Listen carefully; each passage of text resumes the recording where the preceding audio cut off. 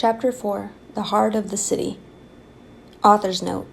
A couple of places in this chapter are named after the authors of the Octonaut books, Vicky Wong and Michael Murphy. The city. When those two words are uttered, a scattered, busy image comes to mind.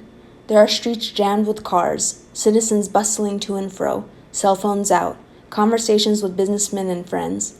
There are locals doing their jobs, tourists trekking the urban jungle with their cameras. Babies crying, couples dating, students going to school. There are many more, dizzying the mind with images. It is pulsing, energetic, stressful sometimes. It's alive. But in the nearly empty lobby of a fairly small hotel, it did not feel like this to the receptionist. Dashy, a brown dog with long, drooping ears looking somewhat like hair, sat in the quiet. She was behind her computer at the front desk, and leaning her head on one paw, she lazily typed random letters on a blank document. She would have played games online, but it seemed wrong somehow when she was at her job. But she had already done all her paperwork and tasks, and not many people had come in today. It was just one of those days, slow and uneventful. She wouldn't have minded it, really. A quiet day was good once in a while. However, they came more frequently than they should. She remembered how in high school, a couple years after that even, she would be in some project or another, but it hadn't been like that for a while. Her job was interesting enough at first, even if she was doing it to be financially stable. There had been a recession in the city. Learning how to deal with a wide variety of people with different personalities, learning the ins and outs of her occupation, it was something new. However, newness of the job wore off. She mastered everything she needed to learn, and tourist season ended, reducing her to making unintelligible letter patterns on the computer. Without fully registering it, she automatically straightened when she heard the whoosh of the hotel's door. She looked past her computer and saw an octopus. He stood on 7 of his tentacles as his last appendage closed the door after him. "Hello," Dashy greeted as he came across the marble floor to the front desk. "What can I do for you, sir?" Animals native to the ocean usually did not come to the hotel, but they did frequently enough for Dashy not to wonder too much about it.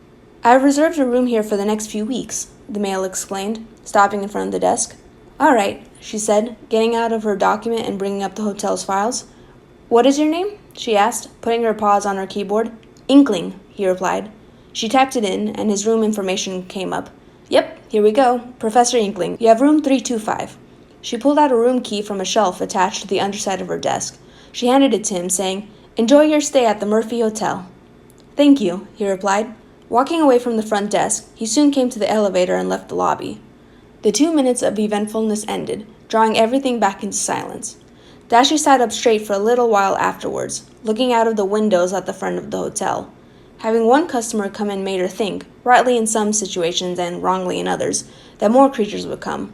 But soon enough, as it became clear that the doors were not going to open, she put her head against her paw again and began typing, if it could be called that, on another blank document. Line break. "Come on," Dashy coaxed. She was in a park that resided in the city. Its natural settings, although depressed slightly from the grayness of that day's sky, was still a stark contrast to the world of cement and stone slabs outside it. And from where Dashy was, traces of that world could not be seen. But she wasn't focusing about her surroundings as much as what was in front of her. A monarch butterfly, the gracious queen of all others of her kind, was resting delicately on a white flower. Dashy had spotted her on her walk and just had to take a picture, the main reason she was there in the first place. She moved closer, positioning the camera just right. "Almost there," she said slowly. Then the camera flashed, and the butterfly flew away. She looked at the camera screen. "Perfect," she said. But after a pause, she sighed. She'd already done a dozen of similar pictures. She was a bit disappointed. She thought that the feelings of boredom she had at work would be banished away once she came here. It usually did, although, if Dashy was honest with herself, those feelings were slowly invading her view of this place too. She had taken pictures of literally everything here, multiple times. Sighing again, she looked up at the monarch. She was flying overhead, this way and that, not bogged down by gravity, not trapped in its situation, going where it pleased. "Oh, stop it, Dashy," she chided herself. No use in thinking overdone analogies. But she had felt it before she stamped it out. She wanted to get out of her situation, like the monarch butterfly. She didn't want to be grounded where she was, and all of a sudden, she realized she wasn't bored. She was itching for some change in her life, some sort of adventure, for she had become restless. Line break. The next morning was the same like all the others. The lobby had its characteristic quiet that made the room seem larger than it was. Faint, muffled noises of creatures walking and cars honking were outside, but that was in the city, not where she was. She was at the computer as always, in her normal slouched position and typing randomly again. If she was a writer, she may have created something substantial, but she just wasn't the type. Maybe she should have a go at it, though. Maybe a poem. It wouldn't hurt. But then the door swung open, and she sat up quickly. Dashy hoped, with the computer in front of her, that the guests don't see her in her unprofessional posture before they come in. She was slightly surprised to see the patron from yesterday, the octopus, coming into the lobby. "Hello," he greeted cheerfully, seeming to glide while he walked. "Hello," she replied, glancing quickly to the time shown on the computer. 9:33 a.m., it read. Inkling soon came to the elevator and went up. That's a bit strange, she thought. While she would usually see customers leaving the hotel in the morning, businessmen, tourists, families, they would not come until that evening, after her shift, so she would not see their return. This was natural, because they either were seeing the city's sights or running through meetings and conferences. Inkling, however, was different. He had come back only about an hour and a half after he left. She remembered how, when he had exited the building, she had found it kind of funny that he had left exactly at 8 o'clock. After thinking another minute about it, she shrugged and started her attempt to write a poem. It was probably nothing. Half an hour later, while she was getting into her work, she was actually surprised at how much she liked it. Inkling appeared again, holding a few papers. Not really expecting him to come back so soon, she watched him out of the corner of her eye. She wondered how he got those papers since he had checked in without any luggage, but then she remembered that there was a public computer and printer on the main floor. It was one of the unique services her hotel offered. He must have printed something while she wasn't in her shift. What was on those papers? He was a professor, so he may be part of a conference or something. But those last at least half of a day. He would not be coming and leaving this frequently. This was a welcoming puzzle for her, something her restless mind could work on while developing her poem. It ended up not being really a poem. She had created a triangle out of the English language. At first, she was using actual words, but now she was using random letters to create other shapes. It was like her haphazard writing from before, except it was more sophisticated, artistic, forming stars and trees and other images. She was more of a visual person, so she guessed it was natural that it ended like this. The more engaging activity also made her sit up straight, making it easier to be prepared when anyone, especially Inkling, came in or out. And Inkling did so more often than she anticipated. He was going through the lobby multiple times a day. On the third day of his stay, it had been 8 times, 4 trips. Where he was going she didn't know, and it stumped her a bit. He didn't fit in any of the organized categories she had made for visitors. He had no family, at least with him. He was not a tourist exploring the city. He acted like a businessman more than anything else, but he was a professor. Besides, businessmen did not move through the hotel as frequently. And as if her confusion wasn't bad enough, she became 5 times more so on the 5th day of his stay. That morning, a chimpanzee came into the hotel. He stood around in the lobby, saying hello to Dashy, but he did not check in. He looked professional. She didn't have any other way to describe it. He wore a light brown suit with a matching hat, the kind that was completely familiar to her, yet she couldn't remember what it represented. For a minute he rocked back on his heels, his long arms behind his back. Dashy noticed that he was holding a yellow notebook, a pen, and a small recorder. Shortly the elevator opened, and Inkling came crawling into the room. Spying the chimpanzee, he immediately came up to him. "Professor Inkling?" the mammal asked. "Yes, that's me," he said, and they shook hands. "I'm Jack Shelton, reporter from the Animal Times. Thanks so much for giving the time for this. I think this will make an interesting story." "I'm surprised it would be interesting," Inkling said, and Dashy could tell he was truthful. Like anyone in his position would do the same thing. She had that feeling before. But the more publicity about it, the better, at least I think. It would bring more awareness too. But then they went past the door, which closed with the tinkle of bells. This encounter caused a rush of thoughts to flow through her mind. What is he working towards? Why is he here? Her curiosity reached its peak, and she made a decision. 2 hours and 15 minutes later, the door opened. "Hello," Inkling said cordially, as he went on his usual trek to the elevator. "Good day," she replied. Before he went too far away, she blurted out, "Professor?" Inkling stopped and turned to her. "Yes," he replied, curious and with a bit of concern on his face, because of the rushed tone of her voice. She didn't know why, but her heart pounded in a strange, somewhat subdued blend of nervousness and excitement. Excitement because her little mystery may finally be solved. Nervousness because, well, she hadn't ever had a true conversation with him before. Also, his facial expression, even if it wasn't meant to be negative at all, that made her slightly intimidated. But only slightly. "What were you talking about when you were with that reporter?" she asked. "I mean, I couldn't help but overhear a bit of your conversation. And you said that the interview would bring more awareness to something?" "Oh, that," he said. "I was talking about the awareness to the situation in the ocean, mainly the lack of medical care or assistance during disasters and emergencies." She nodded solemnly. She remembered having a discussion once about it in a classroom some time ago in college. "But it wasn't only that," he continued. "I also wanted to bring up the fact that there is a lot of the ocean that is still unexplored, a chest filled with scientific treasure. And the interview, in that sense, was a call that would hopefully inspire some creatures to look into its depths. I currently have a project I'm looking for that combines these two concepts." "Are you working on this project now?" she asked. "What's it about?" "I'm hiring animals who will become a crew and travel throughout the world's oceans. They will be living in a submarine and help others while exploring the ocean." Dashy was surprised by the plan, succinct yet bold. She had thought a multitude of possible reasons for his behavior, but nothing this amazing or ambitious had even come close to forming in her consciousness. It sounded to her like it would have been in the 1960s. "We're going to bring a rocket to the moon." It seemed ambitious, never done before, and she always liked that sort of thing. It would be fantastic to participate in that, she thought, but she didn't take that thought seriously. In her mind, she could just imagine who would be fit for this crew. Creatures along the lines of doctors, policemen, firefighters, caring scientists. Not all those occupations specifically, but what they represented. Noble, experienced. Nothing that she was.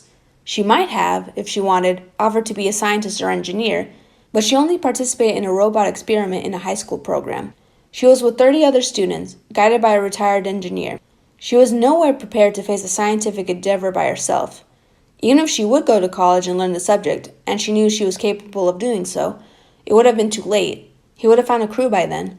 So after considering realistically her position and options, she decided to stop herself from making it a dream in her mind, one she would have to disappointingly reject. She simply, calmly nodded and said, "It's great that you're doing something like that. I guess that's why you were leaving and coming back to the hotel so often. You were interviewing potential crew members." "That's right." He then laughed a bit. "I guess I was pretty noticeable." She became a bit flustered. She had been found out. "Yes," she stammered ever so slightly. But her voice became its usual calmness. "I tend to notice things, you could say." "I see. Well, so far I haven't hired anyone in this area yet. Have you seen the ads in the paper recently?" Dashy shook her head no, and he went on. "I had put an ad about the crew positions in the paper, and I interview whoever calls me. Hopefully I'll find someone suitable for a position soon." "I hope so too," she said truthfully. "Let me know how it goes." "I will," he said, and he glanced in the direction of the elevator. "In fact, I have another interview soon. I just need to get a few papers from my room. Recently I've been using them to highlight the main details of each position." "I'll leave you to that then," she said. Waving only slightly, because he was coming back anyway, he went back into the elevator. Another week went by, and Inkling went on his usual antics. Whenever he came back, he shook his head. They did not have the right enough experience for the job, or they were unwilling to either go away for years at a time or bring their family with them, or were too arrogant, or were interested only in the money. As the days continued on, Dashy also noticed that he was going out less often. Dashy started to feel sorry for the professor. After what felt like the millionth time he said no to Dashy, he sighed. "It seems like there is no one who will join me in this city," he declared. He seemed slightly bummed out, yet at the same time exceedingly patient. "It seems like the applications are slowing. I'll have to move to another location soon. But I'm sure I'll find the right creatures eventually." "Have you found anyone during your travels yet?" Dashy asked, a bit exasperated. She wondered how many times this had happened to him before, and she hoped this wasn't the only experience he had so far on his project. "Actually, I have," he replied. "I already have an engineer and a group of cooks, but that still leaves quite a few positions to fill. A captain, lieutenant, medic, marine biologist, a person to drive the submarine, and a photographer." "A photographer?" she asked, her dog ears raising a bit. "Yes," he said. "I want to record our travels and the animals we'll meet. It would also be grand to share our discoveries with others. I'm right now in contact with National Geographic, and I'm hoping we'll be able to send photos to them." She sucked in a breath. She had a stack of National Geographic magazines in a neat pile on her coffee table at home. She had always admired the pictures in it and enjoyed seeing the amazing creatures out there, all shown in excellent quality. To actually send something to them. It would be a dream come true, she thought. It was one of those things that, even though she had never thought of it before, it now seemed the most natural thing in the world for her to do, that this was what she was meant to do next, and she was capable of accomplishing it too. "You know what?" she said, considering very quickly. "Is it all right if I have a go at it?" "You want to be interviewed?" he asked, a bit surprised. "Why, of course. Are you interested in being the photographer?" "Yes, I've always loved it. I usually go out and take pictures in the afternoon. It's my hobby, but I've learned enough about it to do really well. I could show you some of my work in the interview." "I would love to see what you have," he said. "Why don't we do it later this evening?" She consented to that idea, and Inkling soon went to his room. At the present, Inkling thought she was a good candidate. She was a nice girl, from what he could tell from his conversations with her, calm, collected, logical, yet friendly. A good match to the crew. He wanted to see what she's got. When he came back down that evening at the designated time, Dashy was already waiting for him. He found it a bit strange, and amusing at the strangeness, that she was out from behind the desk. He had seen her so long in her chair, with that computer in sight whenever he saw her, that to see her away from there was to see her in a different environment. She looked much more free away from that little cage. She held a thick folder, and as he came closer, greeted him with a smile. "Ready?" she said. "Yes," he said. He had brought with him a few of his papers of his own. "Let's go." They both exited the hotel and turned left, walking down the sidewalk. It was already dark, though it was fairly early, and the streets were kept awake by the street lights. Cars, that never-ending river of machinery, went past them. Dashy, knowing they were going to be out in the night air for a bit, was wearing a pink scarf, which fluttered back in the breeze. "Where are we going to have the interview?" she asked. "That's a great question," he said. "Where do you want to have it?" "You're letting me make the decision?" she asked. "Yes," he answered. "I usually do that. Most of the people applying are, obviously, locals, so they would know the best places to go. Usually they choose restaurants, though I'm not particularly hungry at the present. But as long as we're able to conduct business, anywhere is fine." "Actually, I already had dinner," she chuckled. Not knowing where they would be going, she had already eaten. "So let's not go to a restaurant." They walked in comfortable silence between them as Dashy thought of a suitable place. Presently she asked, "Have you been to the Wong Memorial Library?" "That large, stately library with the columns at the entrance?" "Yes." "I've never been in there, but I've passed by it several times." "All right," she said. "Then that's the place to go. It's quiet there, being a library and all, and it should still be open. Besides, it's one of the city's landmarks. It would be a shame if you missed that." He agreed, and at the next major street they turned right, walking over the crosswalk and continuing that way. They passed by a couple people, walking in the same or opposite direction of them. Then they passed a few more creatures. Then more.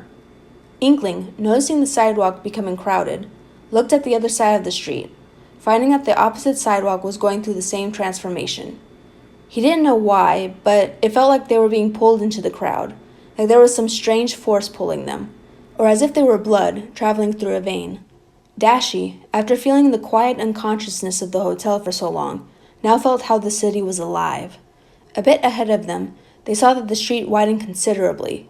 They continued to be pulled in until, like a quick drawing of the curtains, they witnessed the heart of the city. Skyscrapers towered above them, the sides alight with moving, dynamic images of advertisements and store names. To the right, the four bottom levels of a building had no walls in the front. There were escalators connecting these floors, and rows to walk in, aligned by stores. And that whole area within was filled with white light, bright as day, inviting the crowd from the outside in. And some were. Dashy particularly noticed a poodle and a cheetah, looking cool, elegant, and haughty, dressed in the newest fashion, go up the escalator. Around the square, there were restaurants and other structures, all sporting a clean, angular, modern look. There was a band playing some upbeat rock at a nearby outdoor restaurant. But there was more to this place than just the lights and impressive buildings. There was this energy to this place, bubbling underneath, pouring out through the music being played and the laughter and bustling activity as creatures walked around. It was loud, dark yet light, and claustrophobic, but all in a beautiful way. Inkling leaned closer to Dashy and told her, a bit rushed, but that was because of his excitement. "I've always been here in the day, but at night. I've always known this existed, this place, these lights. This is what your city's known for. But to be here in person..." He shook his head in awe. "It's unlike anything anyone can tell you." Dashy was happy that he liked it so much. She did not have many opportunities to show creatures around the city, although she met visitors every day. Glad you like it, she shared happily, his excitement rubbing off on her. Afterwards, Dashy guided where they needed to go, letting Inkling have the opportunity to look around as they walked. He felt somewhat like a kid again, a small chap looking at the big things in the world. Eventually, they neared the other side of the square. Inkling took one long last look at the shops and dazzling advertising screens. The music faded away, and less creatures surrounded them. By the time there was a relative quiet from the din of the famous heart, they had already entered another vein. We're almost there, Dashy said. About 5 minutes or so away. This part of the city was different than what they just experienced. Inkling was surprised to hear shy, timid crickets singing their night songs after the loudness that still filled his ears. It also looked like the industrial artistic touch had mixed with nature. There was still a road, lit up by street lamps, with beautiful swirling metal patterns around the light bulbs. Surrounding the path were trees and lawns of grass. If Inkling peered into the darkness enough, he could see Greek-inspired buildings scattered here and there. They were buildings of power and memory. The city hall was close by, along with the courthouse. Smaller, rounder buildings with columns as their walls were memorials in honor of famous people from the city. A road branched off to the right from the one they were on. Turning there, the library finally came to view. Grand, powerful, and beautiful, it commanded the eye to behold its presence. The front wall was adorned with green marble, while strong columns stood in intervals, holding up the ceiling that was jutting out of the main part of the building.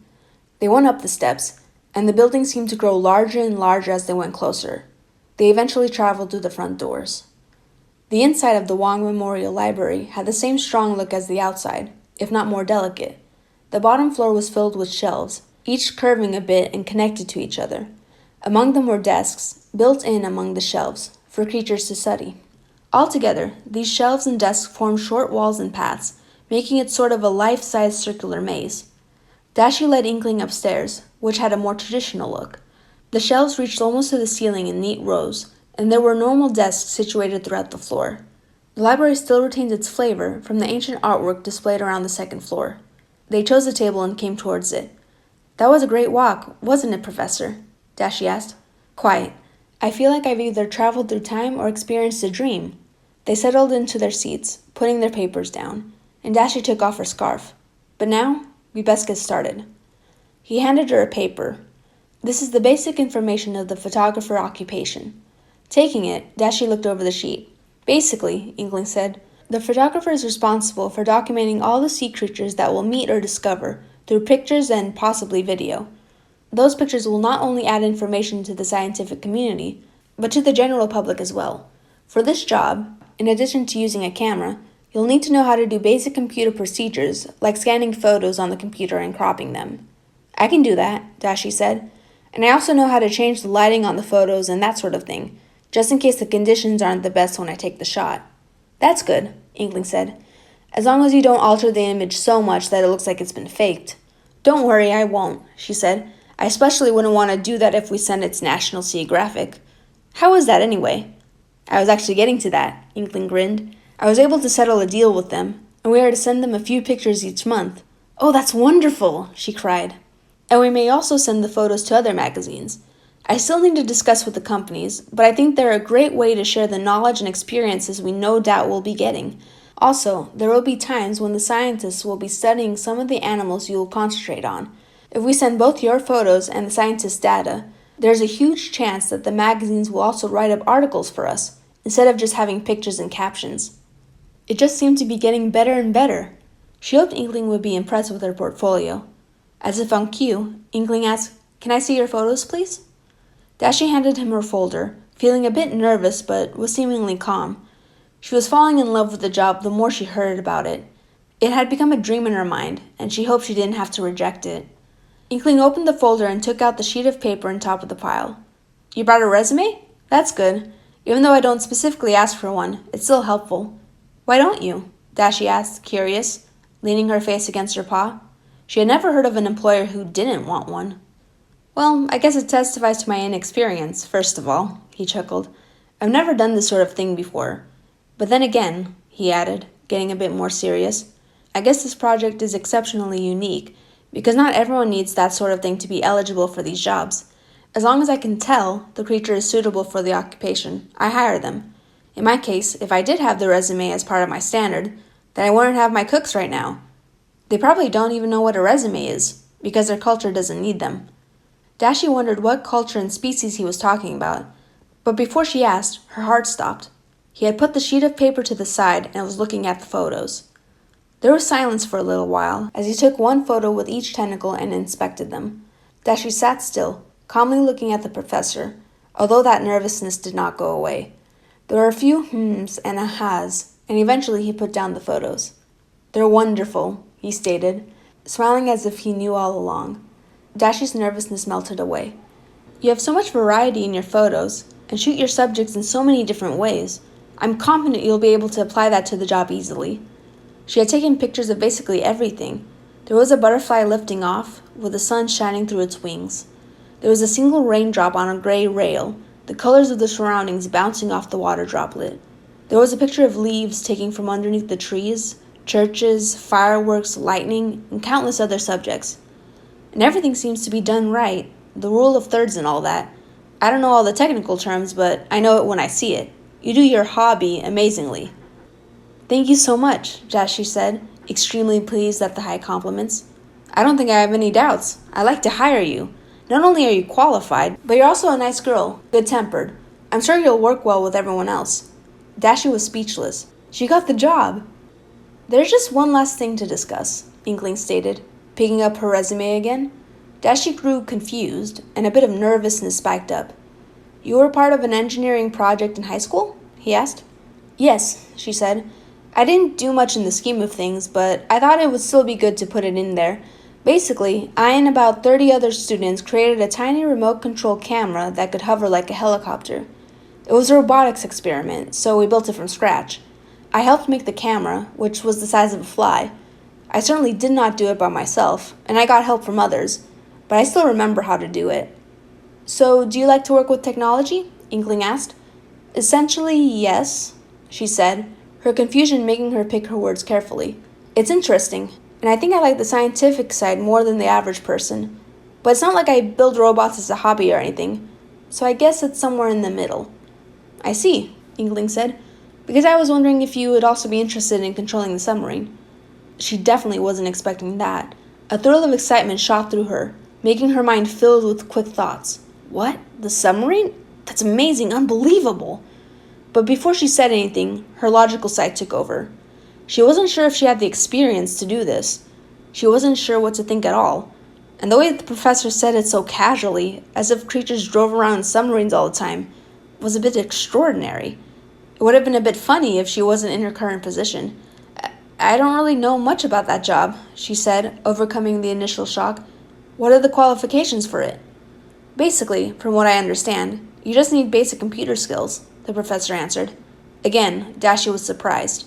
"The submarine is being built right now, so I can't tell you much. However, the engineer will teach you how to do everything. The main part about this job is driving the submarine itself, but you also need to pay attention to the readings that certain devices will send to the control room. These devices take in data from the submarine and the area surrounding it, like a machine checking the submarine's temperature or a storm tracker. You'll need to keep an eye out for them." Dashy was considering. She had planned to only be the photographer, but while this was a completely unexpected proposal, there was a huge appeal to it. To be able to drive a submarine! That definitely quenched her restlessness. This whole crew thing did so in general. But she wanted to make sure. "This won't get in the way of my photographic responsibilities, will it?" "I highly doubt it," Inkling said. "You probably won't go on shoots every day. You'll actually have a lot of free time on your hands, probably more than most of the other crew members. So it will make a lot more use of your time, and you taking both roles will catch two birds with one net." Although she was excited, Dashy cringed slightly at the prospect. It would be nice to have more free time, compared to what could be potentially a very time-consuming occupation. But then she remembered haphazard typing and shuddered. Better to do something amazing than to be perpetually bored. "All right," she said, nodding. "I'll do that too." "Great," he said. "It's settled then." At this he stood up. Dashy followed suit, and they pushed the chairs underneath the desks. As they did so, Inkling said, "I'm really glad you're coming, Dashy. You'll be a great addition to the team." "Thanks," she said. "This is definitely going to be a unique experience. Probably the most ambitious thing I'll ever do." "Me too," Inkling said. "Me too."